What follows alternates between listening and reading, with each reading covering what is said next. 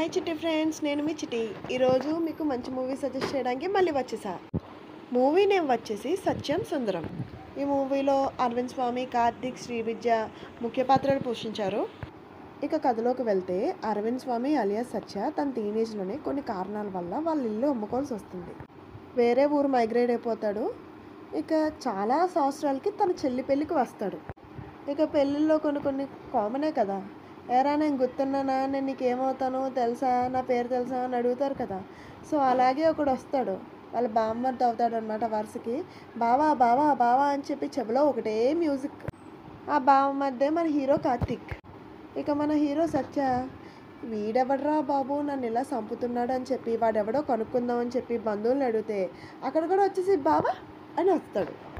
తన బావమధ్య చూపించి care and అఫెక్షన్కి తినెవరు, నాకేమవుతాడు, పేరేంటి అని తెలుసుకోకపోవడంతో ఆ గిల్ట్తో అక్కడి నుంచి ఎవరికి చెప్పకుండా వెళ్ళిపోతాడు.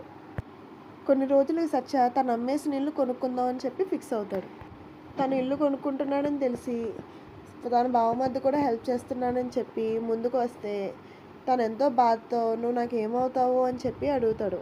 అప్పుడు తన బావమధ్య చాలా హర్ట్ అయ్యి ఏడుస్తాడు. మరి లాస్ట్లో తనకి ఎలా వరుస అవుతాడో, తన పేరేంటి అని సత్య తెలుసుకుంటాడా? మూవీ అంతా ఎమోషనల్గానే నడిచింది. అండ్ లాస్ట్ వరకు టెన్షన్. సత్యాకి తన బావమర్ది వాళ్ళు ఎలా రిలేటివ్స్ అవుతారో తెలుసుకున్నాడా లేదా అని తెలియాలంటే ఈ వీకెండ్కి మీ ఫ్రెండ్స్తో, ఫ్యామిలీతో ఈ మూవీ ప్లాన్ చేయండి.